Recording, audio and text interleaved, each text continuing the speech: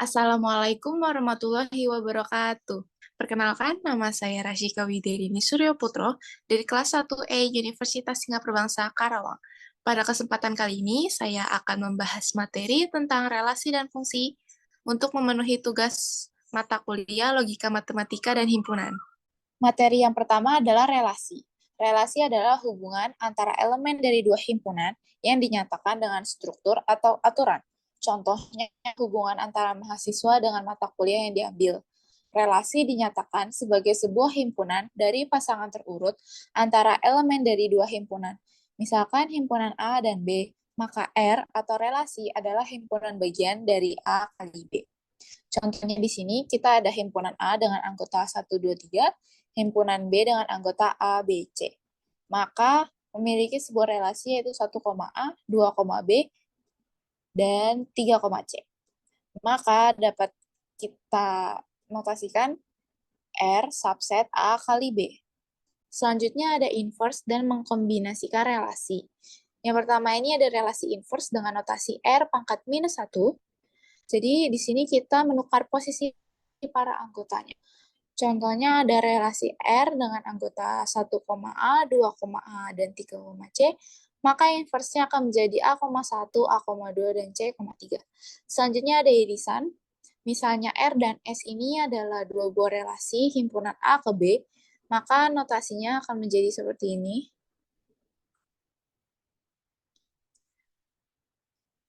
Di mana X, Y adalah anggota dari himpunan A dikali himpunan B. Contohnya kita punya himpunan A ini minus 1, 0, dan 1, sedangkan himpunan B 0,1.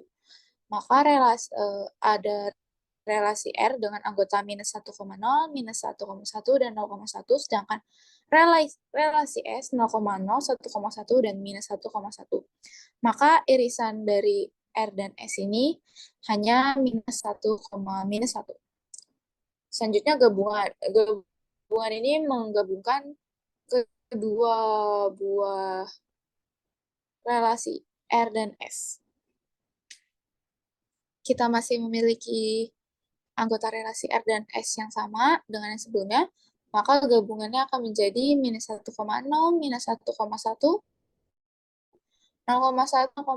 dan 1,1. Selanjutnya ada selisih.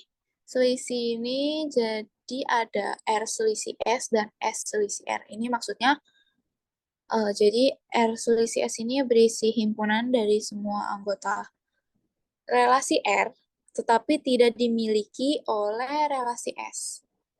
Contohnya, relasi R ini ada A, B, B, dan C, sedangkan S-nya A, B, C dengan A, D. Maka R selisih S-nya akan menjadi B, B, dan C, sedangkan S selisih R akan menjadi, maaf, ini harusnya A, B, dan A, C, dan A, D. Selanjutnya ada beda setangkup. Beda setangkup itu adalah himpunan yang anggotanya milik dua himpunan tetapi bukan milik irisannya. Contohnya relasi R minus 1,0, minus 1,1, dan 0,1. Relasi S 0,0, 1,1 dengan minus 1,1. Maka R beda setangkup S ini adalah minus 1,0, 0,1, 0,0, dan 1,1. Kenapa minus 1,1 tidak ditulis? Karena mereka adalah irisan. Selanjutnya komposisi. Komposisi ini misalnya R itu relasi dari himpunan A ke B, S ini himpunan B ke C. Nah, contoh gampangnya itu kita visualisasikan dengan sebuah gambar seperti ini. Nah, relasi R ini dari 1,2, 1,6, 2,4, dan seterusnya. Sedangkan relasi S ini 2,U, 4,S, 4,T, dan seterusnya. Maka R komposisi S itu anggotanya itu dari himpunan A ke C. Nah, caranya gimana? Yang pertama itu dari relasi R dulu. Kan ini 1,2 nih. Nah, setelah itu ke relasi S-nya. Dari 2 ini larinya ke U. Berarti anggotanya 1,U. Nah, selanjutnya 1,6. Lalu 6 ini ke T. maka anggotanya 1, T. Dan seterusnya hingga menghasilkan hasil akhir yaitu 3, U. Selanjutnya ada representasi relasi dibagi menjadi 3 macam. Yang pertama tabel. Nah, tabel ini contohnya kita ada himpunan A, 1, 2, 3, dan himpunan B, A, B, C. Relasinya itu ada 1, A, 2, A, dan 3, C. Maka akan terbentuk tabel seperti ini dengan relasi dari A ke B itu 1, A, 2, A, dan 3, C. Selanjutnya ada matriks. Matriks ini yang pertama kan kita buat bentuk matriks dulu, buat semua kemungkinan relasi yang ada, di mana anggota A ini dibentuk dalam bentuk kolom, dan anggota B ini dibentuk dalam bentuk baris. Nah, selanjutnya, ketika relasi yang kita punya ini, seperti ini, maka beri tanda 1 pada isi matriks yang termasuk anggota relasi. Maksudnya itu kan kita punya anggota ini, terus di sini kita tulis angka 1 pada 1, A, 2, A, dan 3, C. Nah, sisanya kita tulis angka 0. Maka, matriks bentuk matriksnya itu dari relasi R ini adalah seperti ini. Selanjutnya, graf berarah. Graf berarah ini terdiri dari titik dan sisi, atau yang ini tanda panah ini. Contohnya kita punya R, itu A, A, B, B, A, B, C, dan seterusnya hingga D, B. Maka yang pertama, kan A, ini akan membentuk sebuah tanda seperti ini. Selanjutnya A, B, tanda panahnya ke B, B, A, tanda panahnya ke A, B, C, tandanya ke panahnya ke C, hingga seterusnya dari D ke B. Maka akan membentuk sebuah graf berarah yang seperti ini. Sifat-sifat relasi. Yang pertama ada refleksif. Relasi R pada himpunan A disebut refleksif apabila A, anggota dari relasi R. Contohnya ini, himpunan A ini kan ada 1, 2, 3. Nah, relasi R1-nya ini ada 1,2, 1,1, 2,2, 2,3, dan 3,3. Nah, R1 ini disebut refleksif karena terdapat 1,1, 2,2, dan 3,3. Sedangkan R2 dengan anggota seperti ini disebut tidak refleksif karena tidak memiliki 3,3. Selanjutnya, simetris, asimetris, dan antisimetris. Yang pertama, simetris apabila A, B anggota dari R, maka B, A anggota dari R untuk semua A dan B anggota dari R. Contohnya, relasi R ini anggotanya seperti ini. Jadi 1,2 ketika dibalik akan menjadi 2,1, 1,3 menjadi 3,1, 2,4 menjadi 4,2, dan 2,2 akan tetap menjadi 2,2. Karena lengkap, maka disebut simetris. Sedangkan asimetris terjadi apabila A, B anggota dari R, tetapi tidak semua B, A anggota dari relasi R. Contohnya seperti ini, apa yang membedakannya dengan simetris? Di sini tidak ada 1,3. Maka relasi R ini disebut asimetris. Selanjutnya, antisimetris. Terjadi apabila A, B anggota dari R, maka B, A anggota dari R berakibat A sama dengan B. Nah, contohnya ini, jadi 1,1, 2,2, 3,3, dan 4,4. Jadi, walaupun kita tukar-tukar, akan menghasilkan anggota yang sama. Maka ini disebut antisimetris. Selanjutnya, sifat transitif. Jadi disebut transitif apabila A, B ini anggota dari R, B, C anggota dari R, dan A, C anggota dari R, di mana A, B, C adalah anggota dari himpunan A. Contohnya ini himpunan A ini kan ada 1, 2, 3, 4. Nah, relasinya ada 2,1, 3,1, 3,2, 4,1, 4,2, dan 4,3. Nah, mereka ini bersifat transitif karena keseluruhan dalam relasi R ini dapat dimasukkan ke dalam tabel yang bersifat transitif. Kayak misalnya A, B ini 3,2, terus B-nya ini B, C-nya ini 2,1.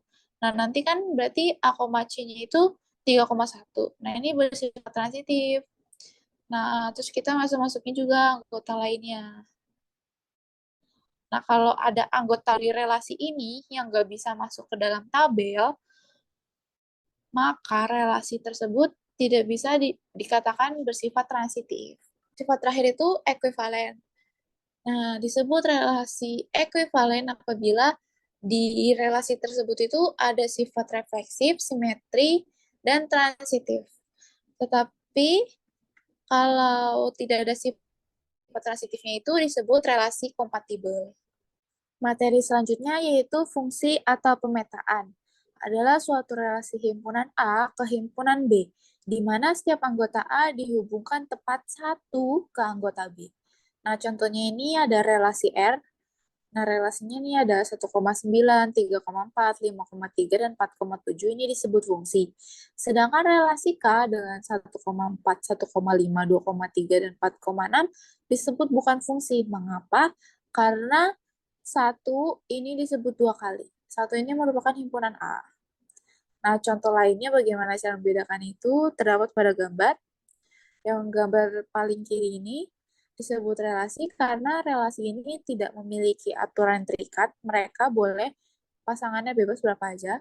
Sedangkan disebut bukan fungsi karena A3 ini memiliki pasangan lebih dari satu, di mana dia akan dihubungkan ke B1 dan ke B4. Dan itu bukanlah suatu fungsi. Nah, gambar selanjutnya, ini disebut relasi, sudah pasti relasi, sedangkan bukan fungsi karena terdapat A3 yang tidak memiliki pasangan. Sedangkan fungsi itu adalah setiap anggota A dihubungkan tepat satu ke anggota B. Nah, pada gambar paling kanan ini disebut relasi dan fungsi karena memenuhi semua pengertian. Di himpunan A semuanya terpenuhi dan hanya terhubung satu ke anggota B.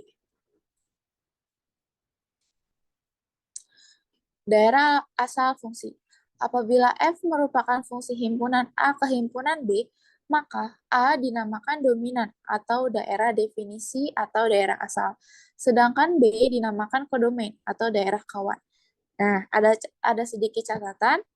Himpunan semua anggota B yang memiliki kawan di A dinamakan range atau daerah hasil fungsi. Nah, range itu yang ini, yang warna merah ini. Jadi yang dia kehubung dengan himpunan A. Nah, kodomain itu semuanya, sedangkan range itu yang ada pasangannya. Selanjutnya ada jenis-jenis relasi. Yang pertama ini fungsi injektif atau fungsi satu-satu. Adalah fungsi dengan tiap elemen kodomain tidak mempunyai relasi lebih dari satu dengan elemen domain. Nah, nah di sini I3 itu nggak apa-apa kalau nggak ada kawannya dari X ini. Yang penting elemen di kodomain ini relasinya hanya satu dari elemen domain. Nah, ini bukan injektif, Kak, karena Y2 ini memiliki pasangan lebih dari satu. Nah, fungsi surjektif atau fungsi onto adalah fungsi dengan semua elemen kodomainnya berelasi dengan elemen domain. Jadi, nih, mereka semua ini berelasi, nggak ada yang kosong lah istilahnya. Dan nggak apa-apa kalau pasangannya lebih dari satu. Sedangkan ini disebut bukan surjektif karena di elemen kodomain ini ada yang tidak berelasi. Maka bukan fungsi surjektif. Selanjutnya, fungsi bijektif. Atau yang disebut korespondensi satu-satu adalah fungsi yang memenuhi sifat injektif dan sifat surjektif. Jadi, semua bijektif ini, semua elemen kodomain itu terpenuhi dan harus satu-satu. Nih, semuanya berpasangan satu-satu. Sekian materi yang dapat saya sampaikan, kurang lebihnya mohon maaf. Terima kasih. Wassalamualaikum warahmatullahi wabarakatuh.